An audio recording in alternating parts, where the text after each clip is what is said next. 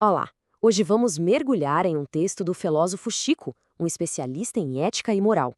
O título do trabalho dele é bem direto: Ética, Moral e a Escolha de Cícero. A gente vai investigar uma confusão que, acredite, já dura mais de 2000 anos e que muito provavelmente já deixou muita gente de cabelo em pé em algum momento.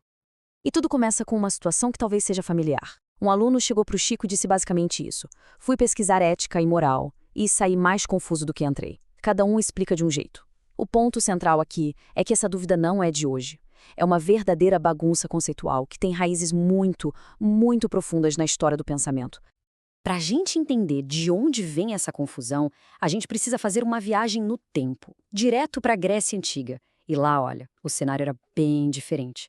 Os gregos tinham um mapa de ideias muito claro, com palavras bem específicas para cada conceito, sem bagunça. Primeiro eles tinham a palavra ethos, com esse E mais longo, sabe? Isso se referia ao caráter, ao jeitão de ser de uma pessoa, quase como a sua morada interior. E é daí que vem a nossa palavra ética. Ela representava essa dimensão interna, o lugar de onde nascem as nossas reflexões. Agora tinha também o ethos, só que com um E mais curtinho. E isso aqui já significava outra coisa: hábito, costume. Eram aquelas ações que, de tanto repetir, acabavam moldando o caráter. A ligação é genial, né? Os hábitos, que são externos, formam o caráter, que é interno. Uma coisa influenciando a outra. E para fechar o trio, existia o nomos. Essa era a palavra para lei, para norma, para as convenções da sociedade que organizam a vida de todo mundo. O nomos era o campo das regras externas, dos acordos coletivos que faziam a cidade funcionar. Então, para os gregos, a divisão era bem nítida. A ética, que vinha do ethos, era o trabalho da consciência, da razão, era a reflexão sobre como viver bem.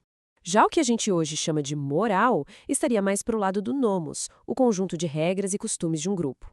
Eram mundos diferentes, mas que, claro, conversavam entre si.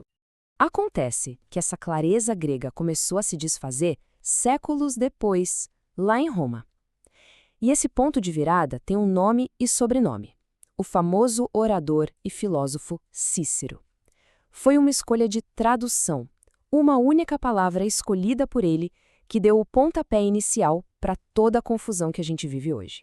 Vamos situar na história. Ali por volta de 50 a.C., Cícero se viu diante de um baita desafio.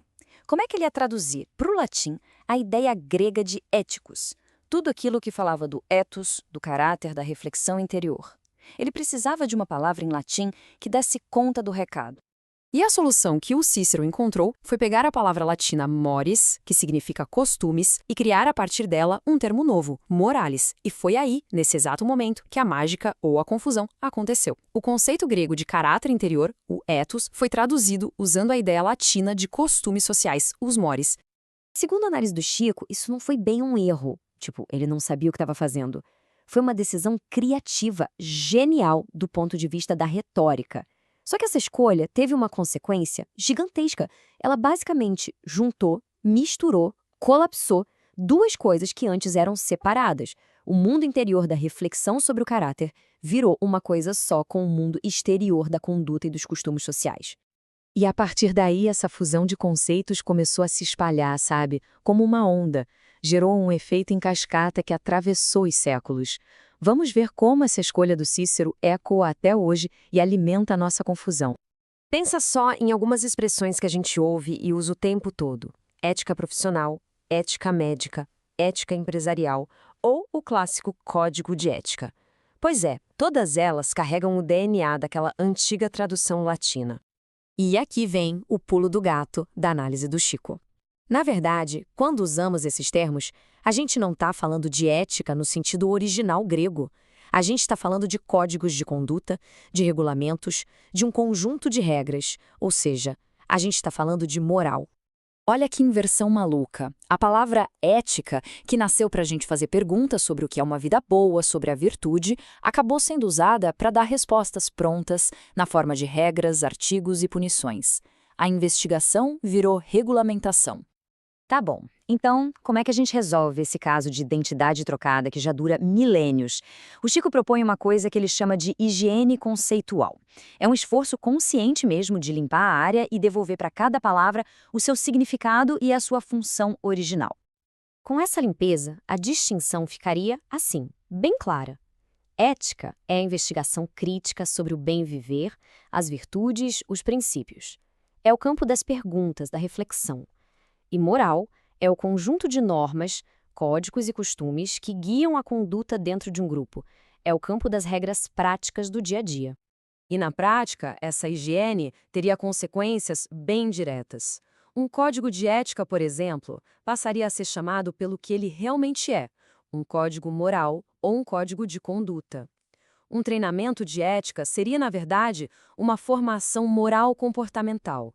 E a palavra ética, finalmente, voltaria para o seu lugar de direito: educar o pensamento crítico e debater princípios.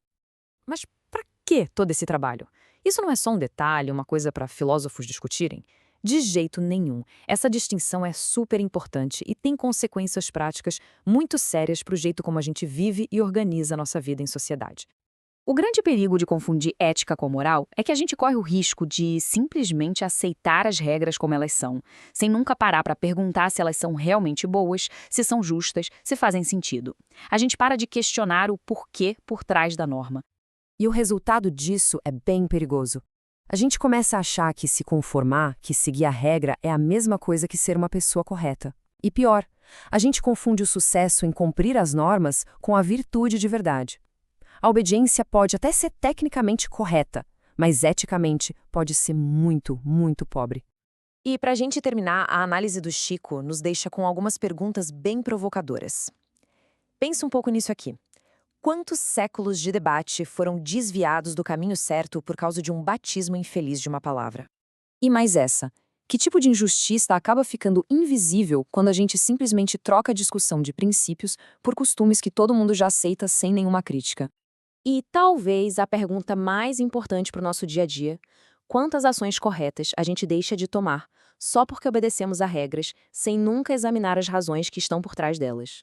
No fim das contas, a lição é muito clara. As palavras que a gente usa nunca são neutras. Elas moldam o nosso jeito de enxergar o mundo, elas distribuem poder e muitas vezes elas servem para calar as perguntas mais importantes.